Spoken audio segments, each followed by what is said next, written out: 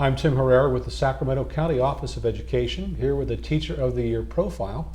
We're here with Allison Taylor, who is one of two Teachers of the Year from the Twin Rivers Unified School District. Thanks for joining us. Yes, thank you. So tell us about yourself. Tell us, what grade you teach and the name of your school. I work at Martin Luther King Jr. Technology Academy. I teach 7th and 8th grade special ed. I work with students, special needs, emotional disturbed students, just different needs of students I work with. I teach language arts and math, and I've been doing it for about almost 14 going on 15 years now. So tell us, first tell us about your school and how it's different and what it offers students. Well, it's different because we're in a low socioeconomic environment. A lot of challenging aspects for these students. It's challenging just to go to school. So my job is to make things fun for them. Not only the students in my class, but the whole student population. There's kids that just know me, Miss Taylor, Miss Taylor.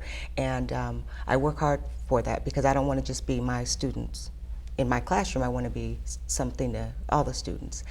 And it's a great school. I think it's kind of underrated in certain aspects. We have great teachers. We have a very diverse culture. And I think that's really what makes us special. There's a lot of diversity there, not only the students, but with the staff, and everybody kind of puts in their hard work every day. So it's a technology academy? It Yes. focuses on, it's like a STEM school? Yeah, yes, we have, we were lucky enough to have thin clients placed in all the classrooms so the students can get a lot of technology. There are some challenges with that, but they are fortunate enough to have that and be able to use technology as the new wave of the future, as we know, for learning and in anything that we do. And so it kind of helps with keeping the students motivated, kind of keeping them up on top of all the academics things. Now, you had mentioned that the students you teach have special needs. Kind of explain for everybody the wide range of students that you have. Okay, emotional disturbed is the main blanket of the students. Autistic, they are pervasive mood disorder, they could have OCD, ADHD, just different kind of disabilities that are more of the emotional state and less of the physical. I do have students that do have some physical disabilities or other health impairments, but kind of a wide range of students that they still can function academically. They just need a little help, just work a little slower maybe, or they just need to work a little faster. So it's just working with that kind of mild to moderate students. So when you have that different kind of student population, what are some of the things that you really have to do to work with your students to motivate them? Or are we talking about almost like they each have individual plans that you have to kind of follow? Yes, I do have, all the students in my class have IEPs, individual education learning plans, and I just have to be creative. I'm very visual. My classroom is, a lot of people walk in, they're like, whoa, every wall has something on it. I'm a visual learner, so I let the students know I'm not any different than you, so I make sure things are approached in a visual way, in a kinesthetic way, a lot of hands-on, home-based learning activities they do, so things that relate to them, and bring it all together. Even though they have different disabilities on the aspects that they learn, you try to find one that kind of catches all their needs and make it a little easier for your day. You have, at times, 2 to 3 different groups of learning activities, and I have 2 pairs in my classroom. So they're like the backbone of everything. They help kind of keep it going. So tell me how gratifying it is for you to teach that specific student population. What's it like for you? Love it. I've only taught special ed. I have a multiple subject and a specialist credential, so I could pretty much teach different subjects, but this is all I've ever taught. When I first started teaching, I started with special needs, and I've been with it ever since. Don't think I want to teach anything else. My student teaching, I taught 3rd and 4th grade, and of the general education, and it was gratifying, definitely, but the rewards of doing what I do with the special needs, I think it's a little more gratifying for me because they're already at a disadvantage with learning. It could be their home life, anything like that. So for me, to see them succeed is just the most gratifying. So how did you come to be a teacher? Is this something you wanted to be your entire life? No, definitely not.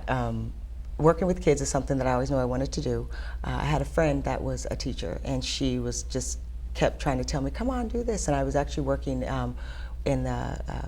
in a different county, working with youth in a detention facility, kind of at-risk youth. And she said, come try it, and I did.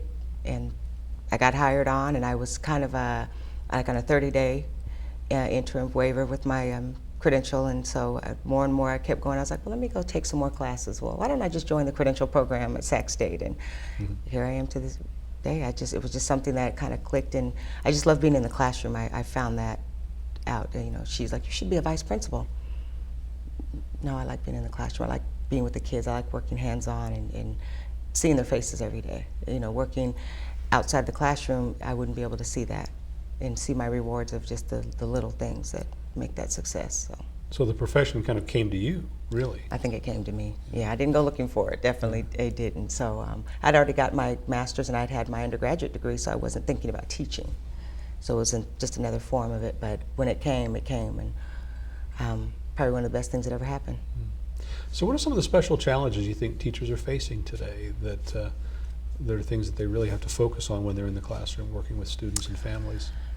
Well, even though I'm a special ed teacher, generally teachers deal with what I deal with probably on a higher basis because they don't have the IEP to fall back on. They don't have all the different strategies that they put special ed teachers, through when they go through the credential program, the differentiated instruction, different behavior management, and I think that is a big challenge because you can't teach anything if you don't have your class in control, and they don't really teach you that.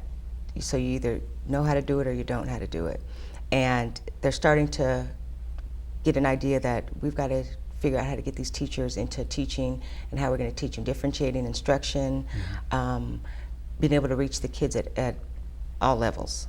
And I think for me, that's what's been working for me, and I've been able to kind of share it with my colleagues and say, hey, this is what I do, let's try this, or do a team approach. Just kind of go into their classroom, they come into my classroom, and we just work as a team. So what was it like when you learned that you were a Teacher of the Year for your school district? A shock. It definitely was. Because I don't know if I was, when I received the Teacher of the Year at my school, which is like, probably one of the greatest honors, I'd been there for a while and doing the same things I've been doing. And when they announced my name for the school district, I don't think I heard it.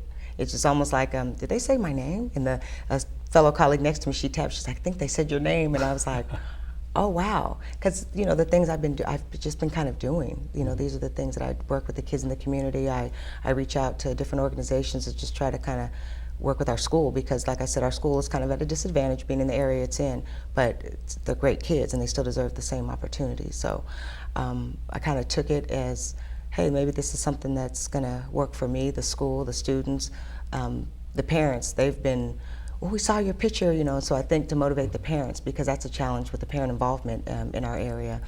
And I've definitely noticed that the parents are noticing that it was me.